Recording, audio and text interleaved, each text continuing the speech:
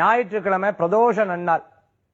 இந்த பிரதோஷ நன்னாள் அன்று சிவாலயங்களுக்கு சென்று சிவபெருமானை வழிபடுவது விசேஷ பலன்களை தரும். கற்றவர் விளங்கும் கற்பகக்கனியே, கரையிலா கருணை மாக்கடலே, மற்றவர் அறியா மாணிக்கமலையே, மதிப்பவர் மணமணி விளக்கே, செற்ற பரங்கள் என் திருவீதி மழையில் வீற்றிருக்கும் கொற்றவன் தன்னை கண்டு கண்டு உள்ளம் குளிருமே.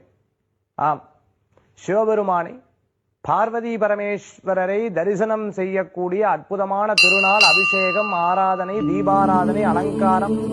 ஓம் சிவவாஸ்திரரூபாய பிரதோஷ பிரியரூபணே, ஓம் சர்வலோக பிரசித்தாய நந்திகேசாய வை நமः.